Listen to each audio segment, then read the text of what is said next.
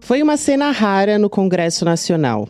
Deputados e senadores de oposição tomaram os plenários da Câmara e do Senado, não para votar, mas para impedir qualquer votação. Durante 2 dias, o Legislativo parou. A ocupação começou depois da prisão domiciliar de Jair Bolsonaro. E teve um objetivo claro: exigir anistia para os condenados pelo 8 de janeiro e o impeachment do ministro Alexandre de Moraes. Houve cenas teatralizadas, adesivos na boca, correntes e até bebê no plenário. Nas redes bolsonaristas, a mensagem era de resistência e depressão total ao Supremo Tribunal Federal. Segundo a oposição, 41 senadores assinaram o pedido contra Moraes, mas a decisão final está nas mãos do presidente do Senado, Davi Alcolumbre. Nos bastidores, um movimento surpreendeu. A pressão da base bolsonarista mudou de alvo. Agora, a mira está sobre o presidente da Câmara, Hugo Mota. Em grupos de WhatsApp, ele foi chamado de traidor. E o tom violento das mensagens levantou alertas de segurança. A oposição discute estratégias, levar a anistia direto ao plenário, arriscando uma derrota definitiva, ou enviar a proposta para uma comissão especial, mantendo a pauta viva e a base mobilizada. Qual vai ser a jogada e o que esse embate diz sobre o momento político do país? Sexta-feira, 8 de agosto de 2025.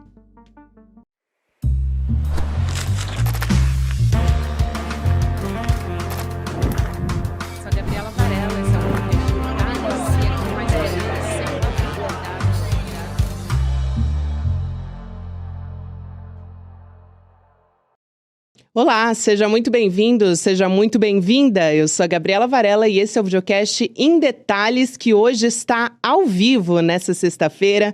Então, bom dia para você que nos acompanha pelas nossas redes do Instituto Conhecimento Liberta. Eu vou estar de olho aqui se você tiver qualquer comentário.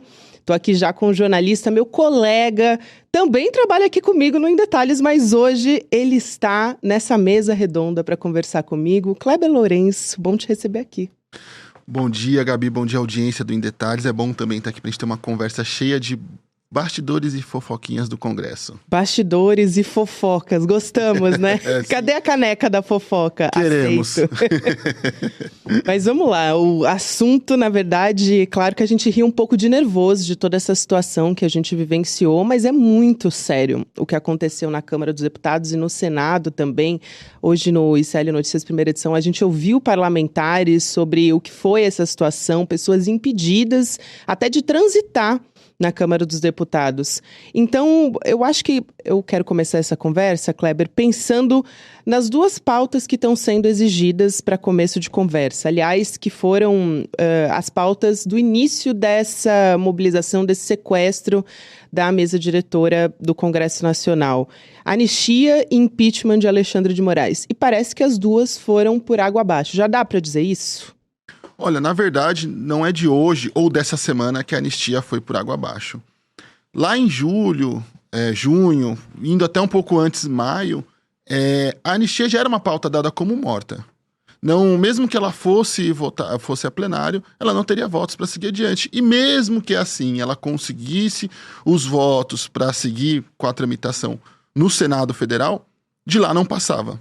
Lá, em hipótese alguma, seja por questão do próprio Davi Alcolumbre, que não pautaria o tema, seja até pela impossibilidade de conseguir esses votos, a pauta não passava no Senado. Então, tinham já várias travas desse tema que faziam que ele não avançasse e fosse uma pauta morta. Inclusive, eu mesmo cheguei a escrever alguns artigos aqui para o ICL falando sobre isso e pode perceber que por um tempo a anistia sumiu também do noticiário, principalmente em julho, deu uma baixada, algumas pessoas tentavam insistir nesse assunto, mas um tema que tinha mobilizado os debates no Congresso, e é bem importante ressaltar isso também, Gabi, que mobilizou o debate no Congresso por um tempo, mas ao mesmo tempo não mobilizou qualquer debate na sociedade. Ou seja, aqui fora, na vida real, só se falava em outra coisa. E agora eles voltaram com a carga total com esse tema, porque também, provavelmente agora em setembro, no início de setembro, o Alexandre de Moraes já vai dar o seu voto quando iniciar o julgamento da ação penal envolvendo o Bolsonaro na tentativa de golpe. Esse voto, com certeza, vai ser negativo para o ex-presidente Jair Bolsonaro. Então, agosto é um mês limite, é um momento limite para que a oposição e o bolsonarismo consigam alguma coisa antes que tenhamos a condenação do núcleo crucial, que são aqueles que orquestraram e articularam toda a tentativa de golpe no Brasil. E que vai desde Bolsonaro até Braga Neto, Mauro Cid, entre outros. Então, provavelmente o julgamento começa em setembro e deve finalizar ali, se não no final de setembro, no início de outubro. Então, por isso que começou esse desespero todo, começou esse levante de pauta. E dá para dizer que a pauta da anistia continua do mesmo jeito que estava até 3, 4 meses atrás. E a oposição bolsonarista, principalmente o Sóstenes Cavalcante, eles são muito bons nisso de fazer volume, fazer gritaria, fazer render as coisas e fazer com que elas pareçam maior do que são. Eu lembro que um tempo atrás saiu uma notícia de que a pauta da anistia conseguiu todos os votos, a urgência vai ser passar e aí já vai para votação no plenário e vai acontecer tudo amanhã, daqui de 72 horas, para não perder a piada. É verdade. E aí no outro dia, na outra semana, ninguém mais falou disso, o assunto morreu. E muita gente caiu nessa, porque é uma estratégia deles até muito eficaz de conseguir botar pressão em outros parlamentares e de pautar a imprensa, principalmente pautar a imprensa e fazer com que esse tema da anistia pareça mais importante do que ele é. Ou que ele é mais relevante, ou que ele tem uma força que ele nunca teve. Essa pauta nunca teve a força que o PL, que Sóstenes Cavalcante alardearam ter. Isso é muito importante, essa lembrança que você traz, porque era um momento que eles estavam querendo pressionar os parlamentares do Centrão, porque uma parte não tinha assinado, eles queriam todas as assinaturas. Então, agora, nesse momento, a gente vê, por exemplo, um desses líderes do Centrão, que é o Ciro Nogueira do PP, indo a público em rede nacional, enfim, também em canais privados da grande imprensa, da imprensa hegemônica, para dizer, olha, não vai acontecer, é impossível, ele usou essa palavra, é impossível a anistia ser pautada nesse momento. Então, a gente vê um termômetro muito importante para que essas pautas não sigam adiante. O próprio presidente do Senado, olhando para outra pauta, que era a exigência deles do impeachment do Alexandre de Moraes, também não vai acontecer, segundo o Davi Alcolumbre, que também foi uma das lideranças ali que ficaram, vamos dizer, marinando nessa história toda. Agora, quem saiu desmoralizado mesmo dessa história foi o Hugo Motta. Eu quero falar sobre ele, porque se não fosse o acordo que tivesse sido fechado, né, que foi fechado, na verdade, com o Arthur Lira, antigo presidente da Câmara, talvez esses parlamentares não tivessem nem desmobilizado desse motim. Então, como é que o Hugo Motta sai desse episódio? Olha, esse episódio do Hugo Motta é até importante pra gente falar dele, a gente precisa voltar algumas semanas atrás. Quando tudo isso começou de fato, quando se começa a desenhar isso, é uma coisa que passou um pouco despercebido. Foi no episódio do IOF. Quando o Hugo Motta e as lideranças ali, os presidentes tanto do Senado e da Câmara, têm uma reunião com o Palácio do Planalto, com o presidente Lula, e saem daquela reunião falando, foi uma conversa histórica, um acordo histórico, resolvemos tudo, vai ficar tudo bem. E aí, em 24 horas, o Hugo Motta volta e fala, não ficou tudo bem, volta atrás, e aí começou aquele embate com o governo, as discussões de Hugo não se importa, e aquela coisa toda que se sucedeu. O que aconteceu naquele momento? O Hugo Motta levou uma chamada de atenção do Centrão e do bolsonarismo e voltou atrás. Nessa recuada que ele deu, o Centrão, que são formados por políticos extremamente hábeis, que têm anos de experiência, percebeu o que eu chamo de sangue na água. Então eles perceberam, temos um cara fragilizado ali. Naquele momento começa toda a orquestração, começam a testar limites, começam a provocar Hugo Motta, saem notinhas na imprensa, algumas notinhas das quais, até por eu cobrir congresso, conversar com parlamentares o dia inteiro, algumas eu sei quem implantou essas notas na imprensa, desabonando Hugo Motta, tentando chamar ele de um presidente fraco, que ele recuou. Então, começaram-se desde aquela época do IOF a testar os limites de até um dia a força do Hugo Motta. Na semana passada, eu até dei uma matéria aqui no ICL Notícias, Gabi, que eu conversei com o Sóstenes Cavalcante e perguntei para ele o que ele achava da nota do Hugo Motta, que defendia o Brasil contra a taxação, as sanções do Donald Trump. Que muita gente disse que era muito morna, né? Exatamente. Essa nota morna já foi o suficiente pro Sóstenes falar para mim, essa nota é desnecessária. E ele basicamente deu uma bronca no Hugo Mota falando comigo. E eu perguntei até de praxe, isso é em on ou em off? Por causa do tom. Em off, só pra audiência saber. Em on é quando jargão eles... jornalista, né? Mas não é todo mundo que é obrigado a saber.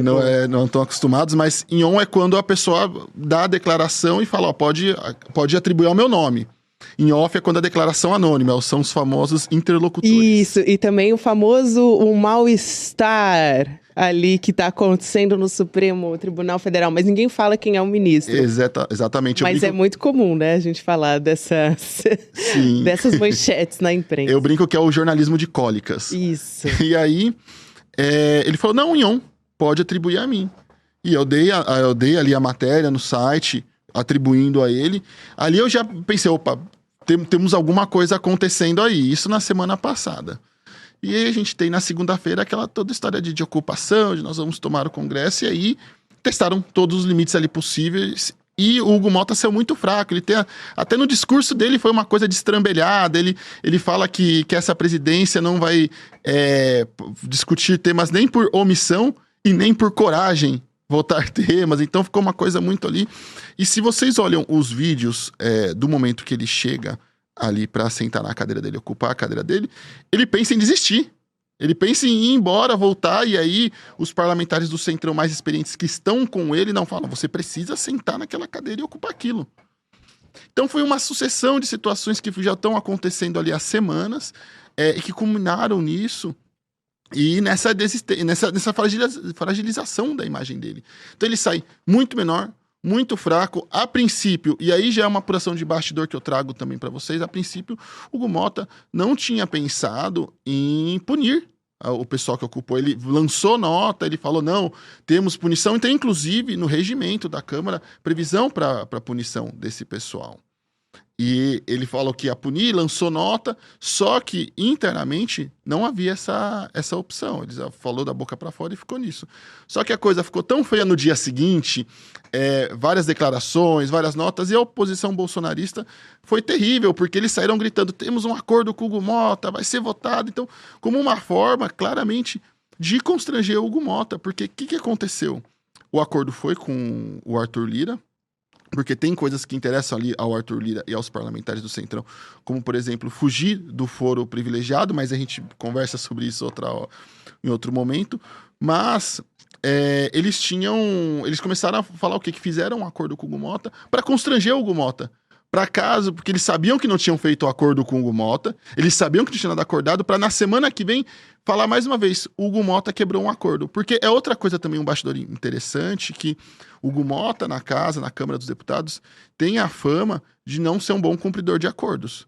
Inclusive, há 2 semanas atrás, eu cheguei a dar uma reportagem sobre isso, onde eu falo uma das críticas de parlamentares da base governista também do Centrão, é de que eles sentiam falta do Lira, e aí me pegou muito isso, porque um parlamentar da base governista me disse em off que tinha até saudade do Arthur Lira, porque ele podia ter todos os problemas que tinha, mas quando o Lira prometia algo ou apalavrava algo, eles sabiam que ia ser cumprido e que não tinha problema. Nossa, é bem forte essa declaração que você traz, né? Desse Exatamente. bastidor. E dá uma dimensão do tamanho do problema que a gente está enfrentando ali. Sim.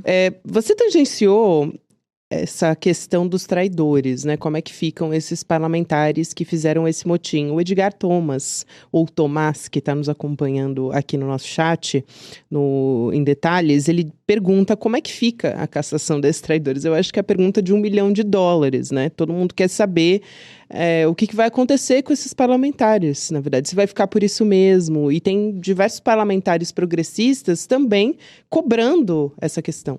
Sim, é bem importante esse ponto, porque, até retomando o ponto anterior, Gabi, o que acontece? O Hugo Mota não ia punir, teve a repercussão péssima, essa situação toda, e aí ontem ele veio ao pronunciamento e falou, não, reforçar aqui a punir sim, só que ele precisava avaliar as imagens do circuito da Câmara para entender quem vai punir ou não. Então deu uma... Na volta a gente compra isso. E é até um pouco delicado, e aí assim, até sendo um pouco ali advogado do diabo, Gabi, porque as soluções e as punições que são mais enfáticas e mais incisivas contra esses parlamentares que sequestraram o Congresso, que fique claro isso, não é obstrução, passam por uma decisão colegiada da mesa diretora. Então não dependem apenas do Hugo Mota. O que ele pode fazer é dar uma advertência e uma bronca, e registrar essa bronca ali, essa chamada de atenção. Mas caso se ele queira, por exemplo, suspender o mandato, ele vai depender da mesa diretora. Mas isso também já mostra o quê? Se ele tem esse receio de ter medidas mais incisivas porque ele vai precisar do endosso da mesa diretora, mostra como ele está fraco. E a preocupação dele, isso eu conversei com alguns parlamentares próximos ali, que estão junto com o Hugo Mota, que são mais ao centrão, que eles falaram, Kleber, não é uma questão fácil, porque imagina se ele pauta a cassação desses deputados, ou a suspensão por 6 meses do mandato, que é a punição prevista para esse tipo de ação, e ele não consegue aprovação da mesa diretora. O presidente da Câmara, que teve ali a cadeira tomada, não consegue. Uma dupla desmoralização. Fica pior ainda. Então, ele está numa situação tão ruim que nem punir ele consegue direito. Só para você ver a que nível a gente está. E isso é muito grave para nossa democracia, viu? Muito. A gente tem um presidente da Câmara biônico, se for o caso, ou que está refém de qualquer pessoa que dê um soco na mesa mais forte. Lembrando que o vice, e que já disse publicamente durante esses dias de motim que pautaria os projetos que lhe interessassem na ausência do Hugo Mota, é do PL. E ele deu essa declaração pública, o que também eu achei, vamos dizer assim, uma tripla desmoralização no caso do Hugo Mota. Mas a gente teve uma sinalização do PL que talvez dê um pouco do tom mais ameno depois de tudo que aconteceu. Eu queria saber se houve algum motivo para ele fazer isso. Você até estava falando dele agora há pouco, que é o Sóstenes Cavalcante, que estava na liderança da oposição e disse que pediu desculpas, disse que isso não deveria ter sido feito dessa maneira, enfim. Basicamente falou, a gente passou mesmo por cima de você, mas me desculpa, tá? Não vai mais acontecer por enquanto, pelo menos, até quando houver interesse por parte dos bolsonaristas. Mas motivou um pedido de desculpas público, em microfone. Sim. Então, isso faz parte do acordo com o Arthur Lira. Então, vamos serenar as coisas, que semana que vem a gente vai conseguir ali aprovar o fim do foro privilegiado. E isso é muito irônico, porque se a gente voltar alguns anos atrás, 2013, 2014, o pessoal da Lava Jato, o pessoal que aprovou, inclusive, e eu acho um erro, porque eu acho que é bom fazer esse registro, eu acho um erro, o que aconteceu no Brasil há mais de 10 anos atrás, que foi a aprovação da PEC 37, que dá poderes de investigação ao Ministério Público, mas no bojo dessa discussão tinha também o fim do foro privilegiado. E o Centrão foi super contra isso, lutou contra isso, o próprio Bolsonaro era contra o fim do foro privilegiado, também na época de deputado. Só que acontece, tivemos as investigações sobre o orçamento secreto, que também, que se faça o registro e fique muito claro, é a maior bandalheira que já houve com os cofres públicos do Brasil, foi tudo parar no STF. E eles estão com medo disso. Tem muito nome ainda que não foi revelado, tem muito nome que, se for investigar mais fundo, vai acabar caindo nessa malha fina das investigações, e agora a coisa mudou de mesa. Então, eles querem agora fugir do foro privilegiado por conta das investigações envolvendo o orçamento secreto, e eles têm sim medo de Flávio Dino, que já mostrou que vai sim se engajar nisso, e de outros ministros também que vão se engajar em investigar, julgar e punir essa história toda. É isso. Lembrando que no passado, claro que o Jair Bolsonaro também se beneficia dessa história, mas eu acho que é muito importante você colocar qual é o real interesse dos parlamentares com essa história toda, que é se beneficiar dessa história, desses acordos que foram tratados com o Arthur Lira. Tem algumas perguntas aqui que estão chegando da nossa audiência, que está nos acompanhando aqui ao vivo, nesse Em Detalhes. Não é todos os dias que estamos ao vivo aqui, hein, gente? Então aproveitem para mandar perguntas para o Kleber Lourenço.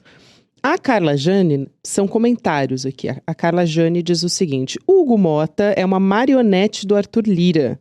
Isso tudo deve ter sido calculado pelo Lira. Colocar um presidente fraco para ele continuar mandando.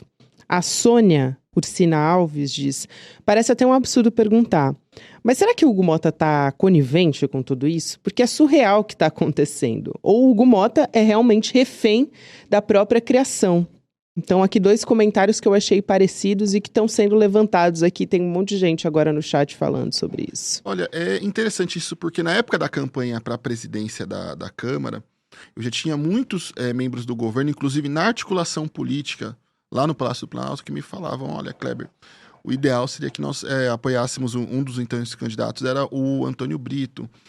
E aí eu perguntei por quê. E ele falou, olha, nos gera um incômodo porque ao mesmo tempo que o Hugo Mota se reúne com os bolsonaristas e promete pautar a anistia, ele se reúne com os deputados da base governista e promete não pautar a anistia. Então, ele prometeu tudo para todo mundo sem ter formas de pagar. Como é que você defende a aprovação de uma pauta e a reprovação dessa mesma pauta para um outro grupo? Então, ele defendeu e apoiou interesses conflitantes da oposição e da situação da base governista.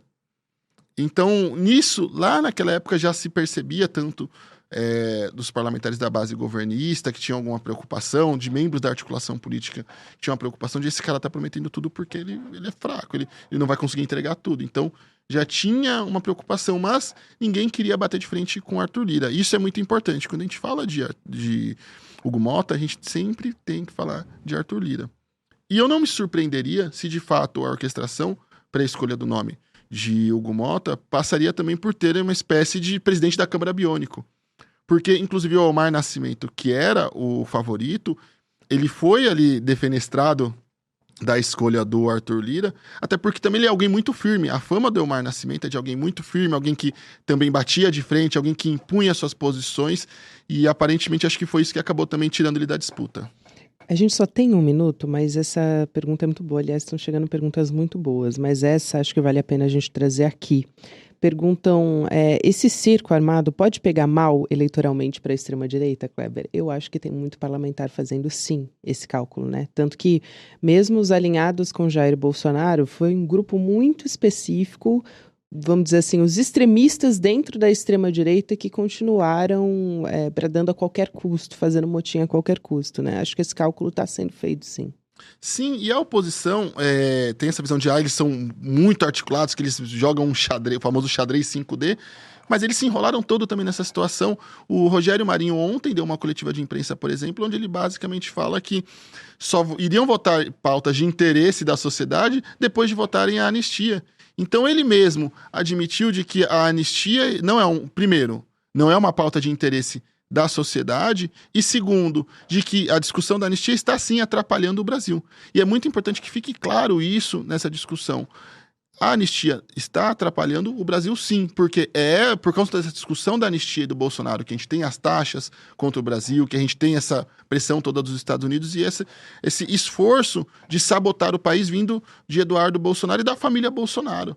Então, tudo isso, pessoas hoje, por causa da tarifação dos Estados Unidos, estão perdendo emprego. Já falaram de São Paulo, num primeiro momento vai perder 60 mil empregos por conta dessa discussão toda.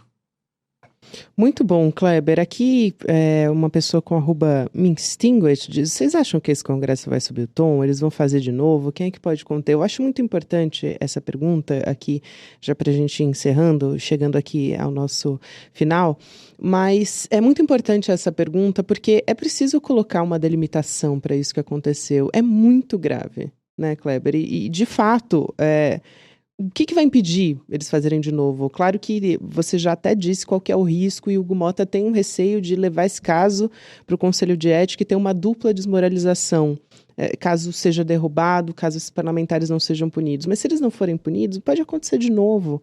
Então, isso realmente aqui também estão perguntando aqui a respeito do Conselho de Ética, né? Por que não vai para frente? É bem inexplicável isso acontecer e já não é de hoje. Mas os casos que vão para o Conselho de Ética são só os que têm interesse dos próprios parlamentares, né? Só a gente vê o caso do Glauber Braga. Sim. Olha, para responder isso eu vou trazer um outro bastidor também aqui pro programa, que é o que vai limitar e vai impedir de acontecer outras coisas piores talvez seja o Senado. Eu falo isso porque o Davi Alcolumbre está extremamente irritado com essa situação toda. Na segunda-feira eu já tinha conversado com um parlamentar importante do Centrão, uma importante liderança, que falou, isso vai afastar cada vez mais Davi Alcolumbre da oposição.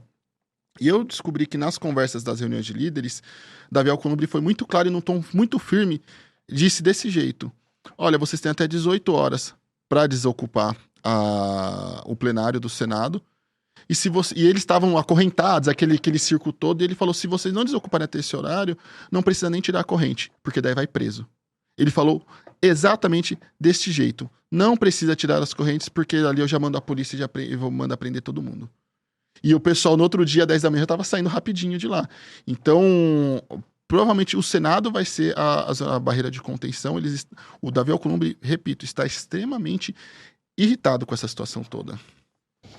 Muito bem, Kleber Lourenço, prazer te receber aqui e volta mais vezes para a gente falar desses bastidores do Congresso, para que caminhos, né, a gente está seguindo e remando. Volto sim, Gabi, obrigado, viu? Obrigado à audiência também. Obrigada. Aliás, hoje eu quero falar aqui ainda de um assunto que tem tudo a ver com extrema-direita e como a gente tem que entender o funcionamento, as estratégias para conseguir sair, né, de tudo isso.